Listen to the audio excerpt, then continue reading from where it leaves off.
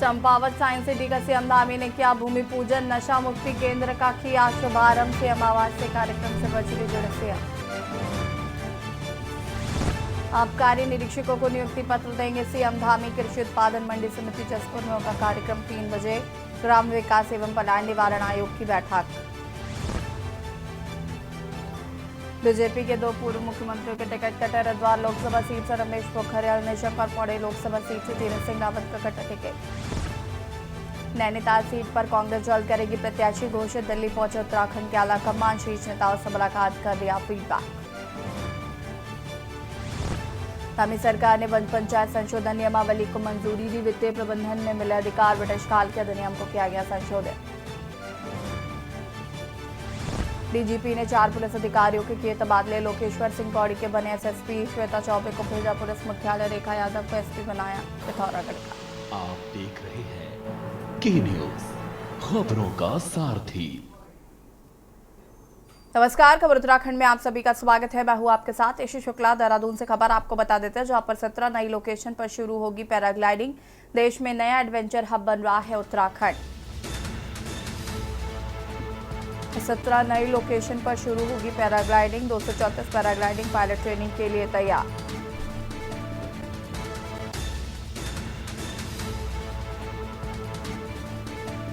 सत्रह नई लोकेशन पर शुरू होगी पैराग्लाइडिंग।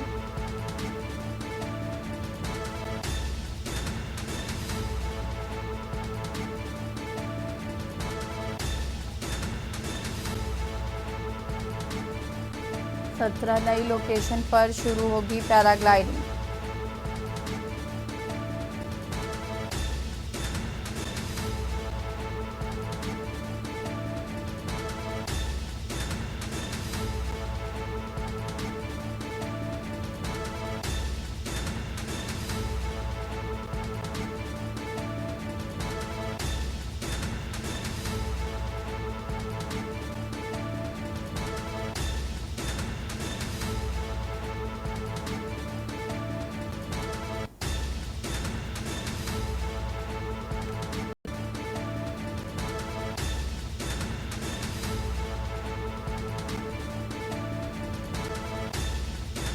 सत्रह नई लोकेशन पर शुरू होगी पैराग्लाइडिंग।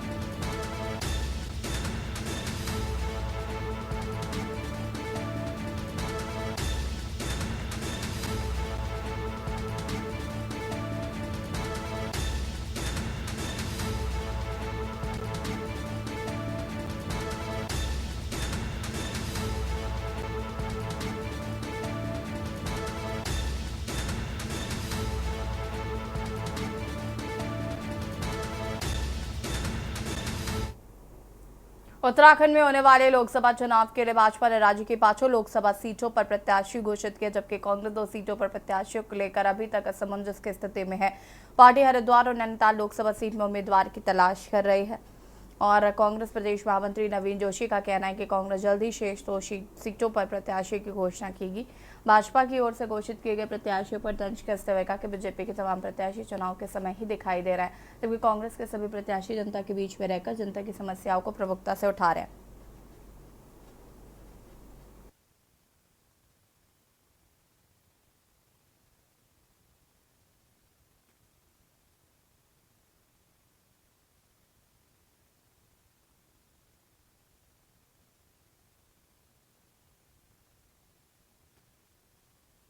देखिए, दिल्ली में स्क्रीनिंग कमेटी की और सीईसी की एक बैठक हो चुकी है। उसमें जो हमारे कैंडिडेट्स हैं उनके नामों पे चर्चा हुई है और जो 2 कैंडिडेट हमारे रह गए हैं, निश्चित तौर पर अभी एक सीईसी की बैठक और होनी है। उसमें जो भी हमारा जिताऊ कैंडिडेट होगा, जो मजबूत कैंडिडेट होगा, उसको हम चुनाव में उतारेंगे और निश्चित तौर पर उत्तराखंड की 5 लोकसभा सीट इस बार कांग्रेस जीतने जा रही है। शहरी विकास मंत्री प्रेम चंद अग्रवाल ने विधानसभा देहरादून सभागार कक्ष में अधिकारियों के साथ बैठक ली। स्मार्ट सिटी परियोजनाओं के संबंध में समीक्षा बैठक ली। इस दौरान मंत्री ने देहरादून में 10 वार्डों के अंतर्गत चल रहे स्मार्ट सिटी के कार्यों की संतुष्टि जताते हुए कहा कि स्मार्ट सिटी के कार्यों में 16 प्रोजेक्ट अभी तक पूरे कर लिए गए हैं, जिनमें से 7 स्मार्ट शौचालय,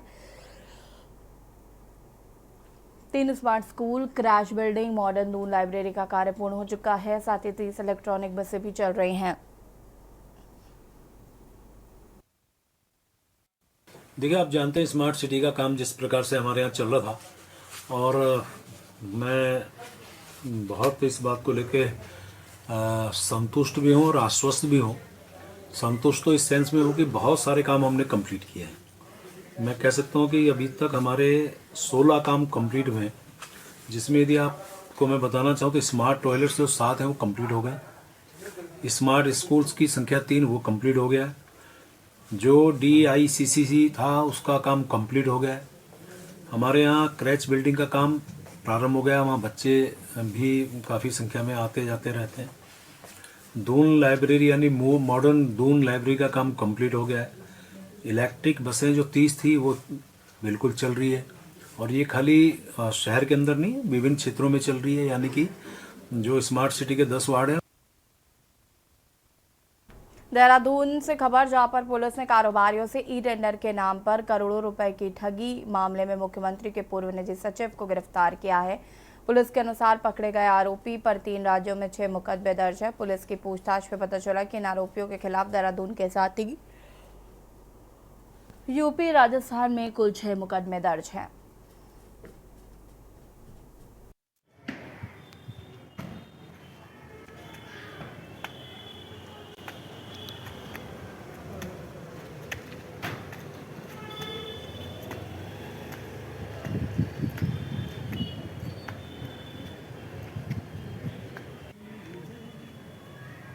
ये दिनांक 9 तारीख को श्री राम केवल जी हैं जो सिटकुल हरिद्वार में रहते हैं, इनके द्वारा थाना कोतवाली पर एक मुकदमा दर्ज कराया था कि PC उपाध्याय और अन्य के जो साथीगण हैं इनके द्वारा जो है प्रलोभन देकर टेंडर दिलाने के लिए कि उनसे पैसे लिए थे और करीब 57 लाख के ज़्यादा उनसे पैसा ले लिया गया था।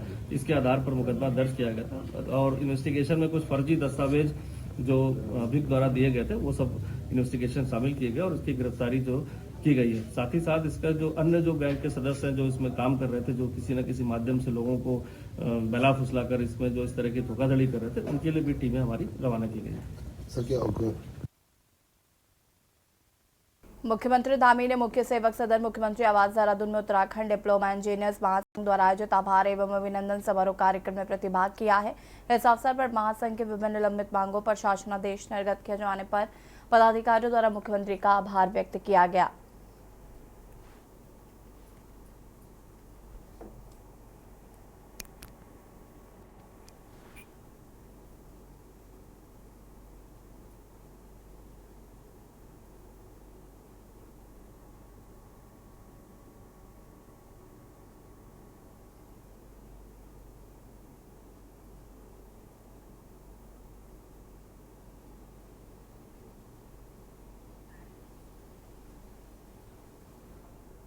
खबर अक्सर से है, जहां पर दलावाला के ग्राम प्रधान के खिलाफ ग्रामीणों ने शिकायत पर जांच करने पहुंची कानपुर वीडियो ने पंचायत में 3 सीसी सड़कों पर मनरेगा द्वारा कराए गए नाले की सफाई कार्यों के आरोपों की मौके पर जाकर जांच की। वीडियो की जांच में ग्राम प्रधान पर लगे आरोपों को गलत पाया। बता दें कि पूर्व में दलावाला के उप प्रधान ने लक्सर तहसील दिवस में ग्राम प्रधान पर पंचायत में 3 सीसी सड़क निर्माण कार्य और धांधली करने व मनरेगा द्वारा नाले की सफाई कार्य कराकर पैसे बंटवारा का आरोप लगाया था।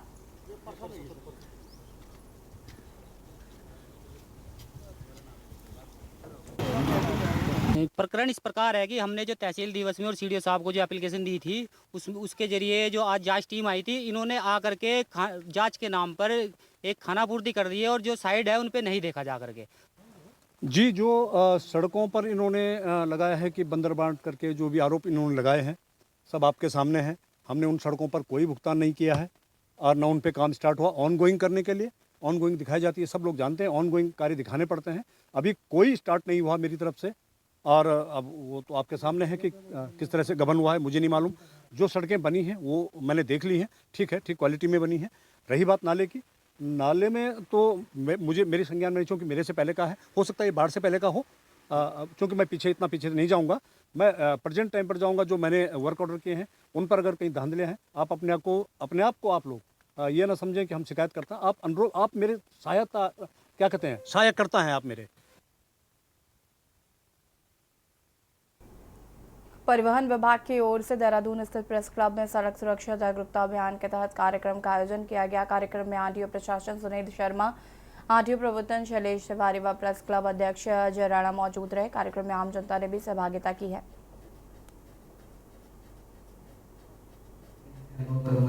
आज प्रेस क्लब में आप सभी मीडिया बंधुओं के बीच में हम लोग यहाँ उपस्थित हैं। हमारा मुख्य उद्देश्य है कि मीडिया से हमें आपस में जो कोऑर्डिनेशन है उसको बनाया जाए, क्योंकि मीडिया के माध्यम से अपनी बातों को हम जन जन तक पहुँचाते हैं।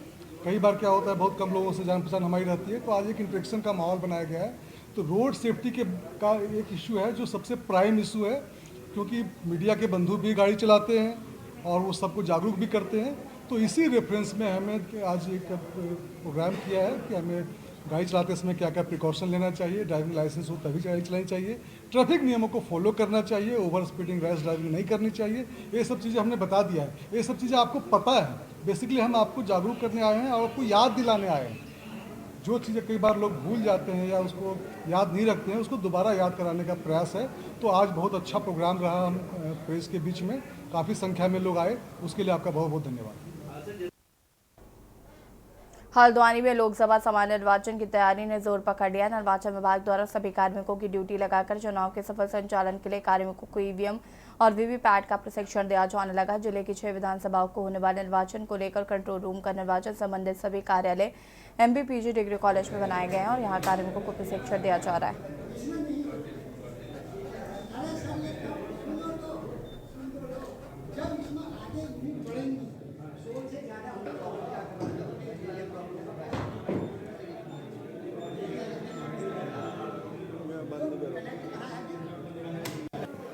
अठारह तारीख से हमारी जो प्रशिक्षण प्रारंभ होगा, जिसमें जितने भी पीठासीन अधिकारी हैं, पोलिंग फर्स्ट, पोलिंग सेकंड और पोलिंग थर्ड, ये जितने भी अधिकारी आएंगे, उनको जितने भी हम लोग मास्टर ट्रेनर हैं, नोडल हैं, अफसर हैं, ये सब क्या करेंगे, जितने भी अधिकारी आएंगे उनको प्रशिक्षित करेंगे कि किस प्रकार से हमें मशीन इंस्टॉल करनी है, कैसे मशीन जोड़नी है, किस तरह की सावधानियाँ होंगी, वैलिड इनवैलिड क्या है, क्या क्या त्रुटियाँ होंगी, उन त्रुटि को हम कैसे दूर करेंगे, ये सब हम अपने इस ट्रेनिंग में अधिकारी को, जो चुनाव से जुड़े हुए अधिकारी हैं, उनको बताएंगे।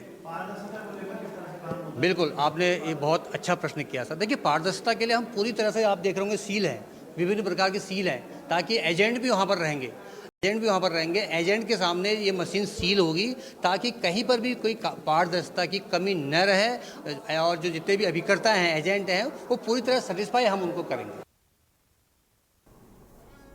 लोकसभा चुनाव में भाजपा पार्टी ने उत्तराखंड की 5 सीटों पर प्रत्याशी घोषित कर दिए हैं। हरिद्वार सीट पर पूर्व सांसद डॉक्टर रमेश पोखरियाल निशंक का टिकट काटकर प्रदेश के पूर्व मुख्यमंत्री रहे त्रिवेंद्र सिंह रावत को हरिद्वार लोकसभा का प्रत्याशी घोषित किया गया। प्रत्याशी घोषित होने के बाद दिल्ली से लौटे त्रिवेंद्र सिंह रावत ने रामपुर मुजफ्फरनगर में उत्तराखंड शहीद स्मारक पर पहुंचे और राज्य की मांग को लेकर शहीद हुए आंदोलनकारियों को श्रद्धांजलि अर्पित की।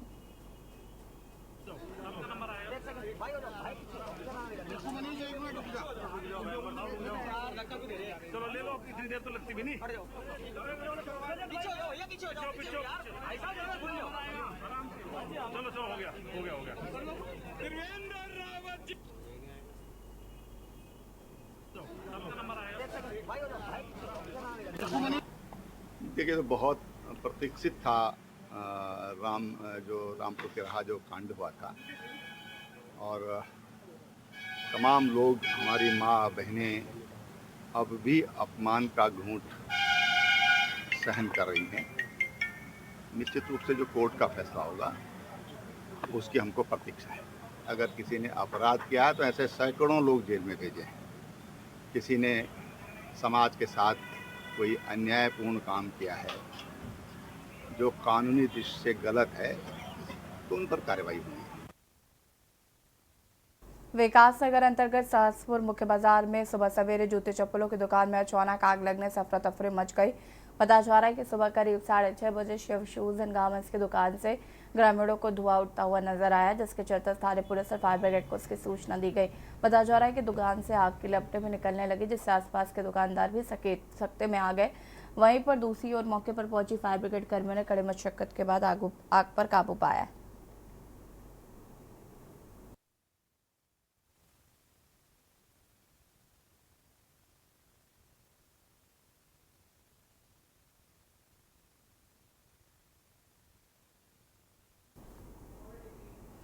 लोकसभा चुनाव से पहले उत्तराखंड में सीए के बाद यूसीसी पर सियासत गर्मा गई है। धामी सरकार ने यूसीसी बिल को राष्ट्रपति ने मंजूरी दी है। यूसीसी के विधेयक को राष्ट्रपति द्रौपदी मुर्मू ने मंजूरी देते हुए राजभवन भेज दिया है। इसके साथ ही सरकार ने राष्ट्रपति की इस मंजूरी की अधिसूचना जारी कर दी है। अब इसकी अन्य औपचारिकताएं होनी बाकी। माना जा रहा है कि विधायी एवं संसदीय कार्य विभाग जल्द ही इसका नोटिफिकेशन जारी कर सकता है। मुख्यमंत्री धामी ने कहा कि जल्द ही कानून लागू करने के लिए नियमावली को मंजूरी देकर कानून को सख्ती से राज्य में लागू किया जाएगा। देखिए रिपोर्ट। लोकसभा चुनाव पास आते ही देश और प्रदेश में तमाम नए घटनाक्रम देखने को मिल रहे हैं। चुनाव से पहले देश में जहां मोदी सरकार ने सीए लागू कर बड़ा दांव खेला है, तो दूसरी ओर उत्तराखंड की धामी सरकार ने प्रदेश में यूसीसी को लागू करने की दिशा में अपने कदम आगे बढ़ा दिए हैं। माना जा रहा है कि धामी सरकार जल्द इसका नोटिफिकेशन भी जारी कर सकती है। आपको बता दें कि मुख्यमंत्री पुष्कर सिंह धामी ने साल 2022 में विधानसभा चुनाव के दौरान जनता से यूसीसी लागू करने का वादा किया था। नतीजे पक्ष में आने के बाद अपने दूसरे कार्यकाल में मुख्यमंत्री पद की शपथ लेते ही सीएम धामी ने अपनी पहली ही कैबिनेट बैठक में यूसीसी लाने को मंजूरी दी थी। वे राष्ट्रपति की हरी झंडी के बाद अब धामी सरकार नियमावली को मंजूरी देकर यूसीसी को सख्ती से लागू करने की दिशा में काम कर रही है। यूसीसी को या सीए बोलिए, राष्ट्रपति की मंजूरी मिल गई होगी, पर मेरा ये कहना है कि टाइमिंग को लेकर कांग्रेस को थोड़ा संशय है, क्योंकि हम ये मानते हैं पोलराइजेशन ऑफ वोट की नियत से ये कानून लाया गया है और इलेक्शन में डर का वातावरण पैदा करने की भी नियत थी। अगर बीजेपी इतनी इसके लिए गंभीर थी तो उनका जो समय था 10 साल का उनका कार्यकाल रहा, 10 साल में इसको प्रायोरिटी क्यों नहीं दी गई? आपको बता दें कि धामी सरकार ने सुप्रीम कोर्ट की पूर्व न्यायाधीश रंजना प्रकाश देसाई की अध्यक्षता में यूसीसी का ड्राफ्ट तैयार करने के लिए 5 सदस्यीय कमेटी बनाई थी। इसी साल 2 फरवरी को कमेटी ने मुख्यमंत्री को 740 पेज की रिपोर्ट सौंपी थी। इसका परीक्षण कराने के बाद सरकार ने 4 फरवरी को कैबिनेट बैठक में यूसीसी विधेयक को मंजूरी देते हुए 6 फरवरी से विधानसभा का विशेष सत्र आहूत किया। हालांकि कांग्रेस विधायकों ने विधेयक में संशोधन के लिए इसे प्रवर समिति के हवाले करने का सुझाव दिया, लेकिन सदन में पक्ष विपक्ष में हुई चर्चा के बाद 7 फरवरी को सर्वसम्मति से इसे ध्वनिमत के साथ पारित किया गया। वहीं चुनाव से ठीक पहले यूसीसी और सीए पर मचे सियासी बवाल के बाद विपक्ष ने सरकार की मंशा पर सवाल खड़े कर दिए हैं। देखिए, ये यूसीसी के मामले में ये सब चुनावी स्टंट है। चुनाव को देखते हुए यूसीसी लेके आए। उत्तराखंड कहते हैं पहला राज्य है, लेकिन मुख्यमंत्री जी ने उसके लिए ना विपक्षों की राय ली, ना जनता से उन्होंने सुझाव मांगे। उन्होंने कहा कि 2 लाख सुझाव हमने मांगे, वो किन से सुझाव मांगे आज तक उनका पता नहीं चल पाया। यूसीसी सिर्फ चुनावी स्टंट है और इससे भारतीय जनता पार्टी को कोई फायदा होने वाला नहीं है और इनके जुमलों को राज्य की जनता भली भांति समझ चुकी है। देखिए, यूसीसी समान नागरिक संहिता जो है वो ठीक है, क्योंकि उत्तराखंड की अगर हम बात करें तो हमें अभी यूसीसी की कोई आवश्यकता नहीं थी। हमें जो आवश्यकता थी वो थी कि यहाँ के स्थानीय निवासी जो हैं, यहाँ के जो मूल निवासी हैं, उनको यहाँ की रोजगार में तवज्जो मिले, उनको उनका अधिकार मिले। आप ये देखिए कि यूसीसी लागू करने के बाद आप मतलब कोई ज़्यादा फर्क नहीं पड़ेगा। अगर आप बात कर रहे हैं, देखिए हम देवभूमि की बात करते हैं, आप इसमें लिव इन रिलेशन को लेके आ रहे हैं कि लिव इन रिलेशन का अब रजिस्ट्रेशन होगा, तो ये बहुत ही दुखद है। अव्वल तो हमें इन सब चीज़ों को बंद करना चाहिए। देखिए, यूसीसी इस राज्य के लिए, देश के लिए बहुत महत्वपूर्ण है और यूसीसी से राज्य की जो महिलाएं हैं वो सशक्त होंगी।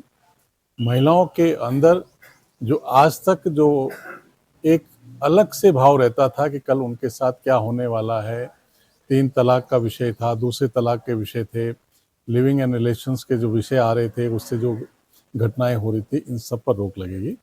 इस राज्य में सबको समान नागरिक संहिता के आधार पर उनको अधिकार मिलेगा। कहीं किसी का धर्म का अतिक्रमण नहीं है। हाँ, विपक्ष लोगों को दुर्भावना से, दुराग्रह से भ्रमित करने का काम कर रहा है। कुल मिलाकर चुनाव से पहले सीए के बाद यूसीसी के मुद्दे पर सियासत गरमाई हुई है। एक तरफ जहां भाजपा जनता से फिर किए हुए वादे को पूरा करने का दावा कर रही है, तो दूसरी ओर कांग्रेस समेत तमाम विपक्षी दल सरकार के फैसले की टाइमिंग पर सवाल खड़े कर रहे हैं। देखना ये होगा कि लोकसभा चुनाव में यूसीसी और सीए का कितना असर जनता में देखने को मिलता है। Uttarakhand desk report. और इसी बीच आपको उत्तर प्रदेश के फतेहपुर से खबर बता देते हैं। उत्तर प्रदेश के फतेहपुर से खबर, महिला ने 3 साल के बच्चे को पुल से फेंका। बच्चे को फेंकने के बाद खुद भी लगाई छलांग। महिला की हुई मौत और बच्चे की हालत नाजुक बनी हुई है। फतेहपुर से खबर, पुलिस के सामने तड़पकर महिला की हुई मौत।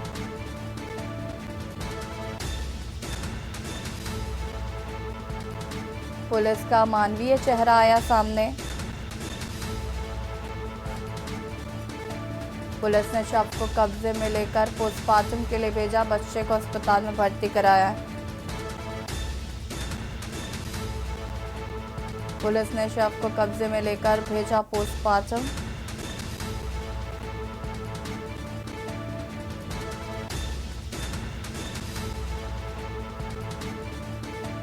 पूरे घटनाक्रम के मामले में पुलिस जांच पड़ताल में जुटी।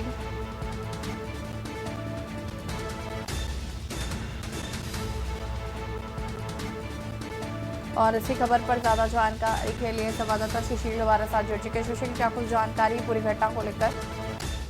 जी यति जी, ये मामला जनपद फतेहपुर और बांदा के बीच में चिल्ला पुल पड़ता है, वहाँ की है, जहाँ एक महिला जो है जिसका नाम जो निकल के आ रहा है रामा पत्नी दिनेश निषाद है, और ये यहीं ललौली में ब्याही थी। ये किसी अपनी बहन के साथ किसी कार्य से जा रही थी बांदा, और अचानक से उसके दिमाग में जो भी रहा हो या उसके पीछे का कारण स्पष्ट नहीं हो पा रहा है। महिला ने पहले बच्चे को, अपने 3 साल के बच्चे को पुल के ऊपर से नीचे फेंका है, फिर खुद भी छलांग लगाकर आत्महत्या कर ली है, जहाँ महिला की जो है तड़प तड़प कर मौत हो गई है। और वहीं उस मृतका की बहन ने बच्चे को बांदा हॉस्पिटल भर्ती करवाया, जहां उसकी भी हालत गंभीर है। और कारण क्या है इसका स्पष्ट नहीं हो पा रहा है, लेकिन केवल सीमा का जो है देखने के लिए पुलिस पहले 2 घंटे तमाशे देखती रही कि किसकी सीमा पर आई, लेकिन किसी को ये सूझ नहीं आई कि इसका पहले इलाज करवाया जाए या भर्ती कराया जाए, शायद इसकी जान बच जाए। इतनी क्रूरता पुलिस के द्वारा की गई है। ठीक है, इसके लिए आपने प्रशासनिक अमले से बातचीत की है, क्या कुछ कहना उनका? जी, मामला ये है कि जांच की जा रही है और आगे की जो विधिक कार्रवाई होगी वो की जाएगी। ठीक है, शुक्रिया आपका जानकारी साझा करने के लिए। महिला की हुई मौत, बच्चे की हालत नाजुक बनी हुई है। और खबर उत्तराखंड में फिलहाल इतना ही। देखते रहिए के न्यूज़ इंडिया। नमस्कार। आप देख रहे हैं के न्यूज़, खबरों का सारथी।